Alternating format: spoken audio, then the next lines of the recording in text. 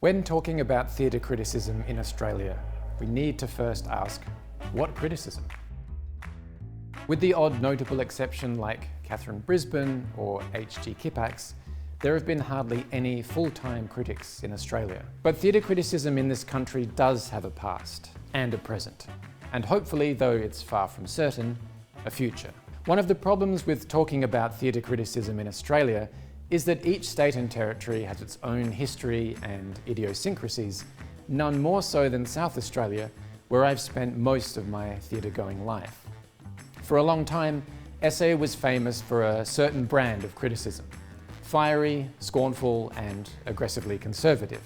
A type of criticism exemplified by Peter Gers, the self-styled critic who ate Adelaide. That's him in 1986, after comedian Wendy Harmer threw his notebook at him, spat on him, and broke his glasses after getting a bad review.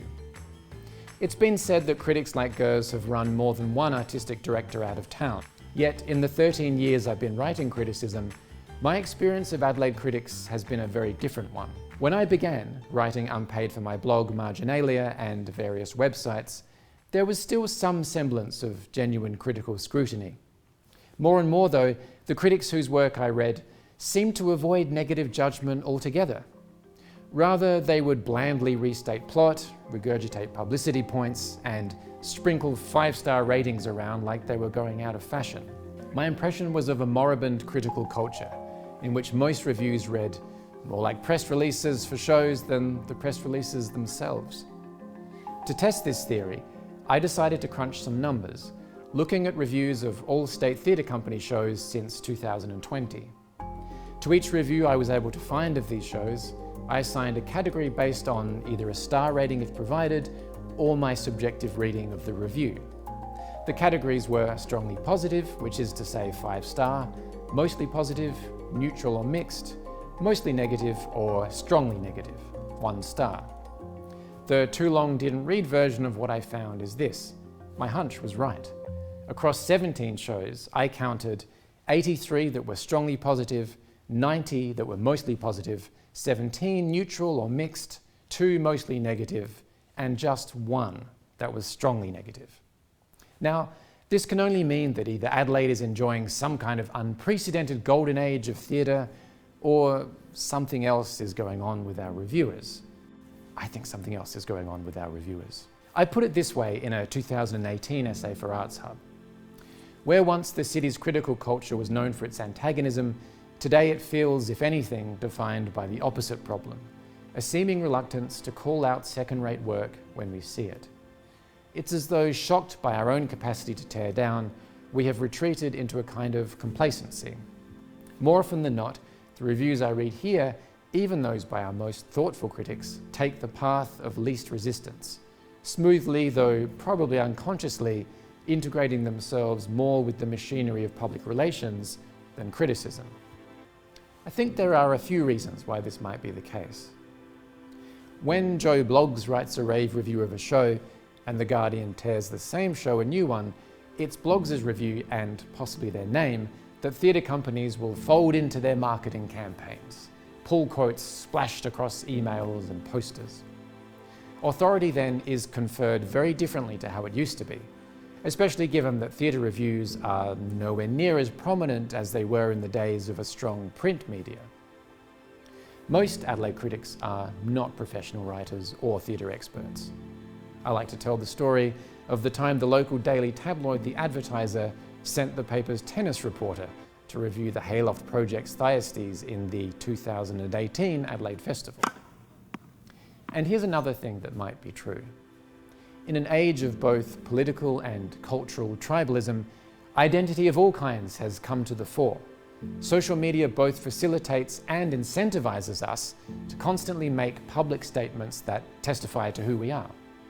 In such a context where everything is a kind of performance, it doesn't make much sense to shit on a play if what you want to communicate is how much you really like plays. The result is boosterism, defined as the over-enthusiastic promotion of something with the goal of improving the public's perception of it. Boosterish reviews have the desired effect of letting everyone know just how into theatre you are, while also making artists and companies feel good about themselves. In a small town like Adelaide, they also perform another function, keeping you in the good books of people you're bound to run into, or perhaps even want to work with sooner or later. A lesson Peter Gers learned the hard way. While my research focused on Adelaide, the problems I'm talking about are clearly broader ones.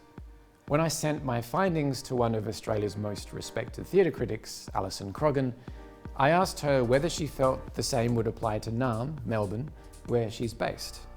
This is what she told me. I suspect Adelaide is worse than Melbourne. There are still vestiges of a critical culture here, but it's a problem everywhere. I don't know whether it's overly generous so much as uninformed by thought and expertise, which makes it easiest just to say, top show, 5 stars. Another aspect of this problem is an ongoing ungenerosity to anything that doesn't neatly fit into categories, or that attempts to redefine form or challenge norms, etc. It's an ongoing problem in our critical culture. And given how little incentive there is to get better, I'd say that rather the incentive is the other way, I feel a bit despairing about improvement. So whether it's Melbourne or Adelaide, there's a palpable sense that critics are pulling their punches. And that point about reviewers being ungenerous to work that challenges convention? Well, the production that most divided critics in the period I looked at was Who's Afraid of Virginia Woolf, which featured non-traditional staging and colour-conscious casting. If there's one thing guaranteed to turn off Adelaide critics, it isn't poor performances, direction or dramaturgy, or even an adventurous new play. It's an unconventional staging of a classic. That's about as conservative as you can get. These problems aren't limited to Australia either. In June, the British Observer columnist Catherine Bennett wrote that many reviewers' reluctance to trash all but the most direst productions, a tendency factored in by cautious theatregoers, has only deepened, post-pandemic, into what sometimes comes across as limitless tenderness towards a convalescing child. When live performance began to return to Australian stages after the lockdowns, I feared we would be so grateful to have any theatre at all that we would default to being incredibly nice about everything. This is pretty much what happened, at least in Adelaide. Take, for example, Gaslight, which was touted as the first main stage show in Australia after COVID hit. Of the 17 reviews I could find, 6 were strongly positive and 10 generally positive. One by Walter Marsh writing in the Adelaide Review was mixed, and one by yours truly was strongly negative. Honestly, I thought Gaslight was one of the most misbegotten productions I've seen on a professional stage. A faithful but pointless rehash of an incredibly dusty old play. But afterwards, I wondered if Gaslight's rapturous reception had less to do with the production than the circumstances surrounding it. For a start, it was the first show in an expensively and beautifully restored Her Majesty's Theatre, which looked fantastic with its sweeping new staircases and pressed metal ceiling. What I got from reading the reviews was mostly the sense that reviewers loved that theatre was back, any theatre, and that, ergo, they loved Gaslight because it was theatre. I wasn't relieved. I was dejected. It seemed like, despite the pandemic, the lockdowns, the complete upending of pretty much everything we'd ever known, nothing had changed at all. So, what's the answer? Well, first of all, I don't think we should make a return to the kind of sledgehammer-like criticism Peter Gers became a legend in his own lunchtime for writing. In my view, snarky, dismissive reviews, while sometimes fun to read, tend to tell us just as little as puff pieces. Hatchet jobs can be momentarily thrilling, but ultimately, I don't think they do audiences, artists, or the culture at large much good. Instead, what we need is criticism that is both informed and informing, that is alive to what a work is trying to say and how the theatre makers have chosen to say it, and that can distinguish when there's a gap between the intentions of a work and its execution. So, a third way then, one that strikes a balance between, on the one hand, identity signalling boosterism, and on the other, hit pieces that probably have more to do with the critic's ego or ignorance than anything else. In my opinion, the ideal review should be expansive rather than reductive, but still both descriptive and evaluative. I want to know what a critic thought, but also what it felt like to be in the theatre with that cast, that script, those sets and lights and costumes on that night. And you know what? One thing I've learned is that most artists don't crave glowing reviews that gloss over problems or miss the point. What they want are reviews that honestly grapple with their work, beyond simplistic value judgments, that give cultural, social, historical, or political context, that strive to look through the marketing guff to the heart of the work itself. If it sounds like I'm asking a lot, then that's because ultimately I think criticism is, or at least should be, an art form in itself.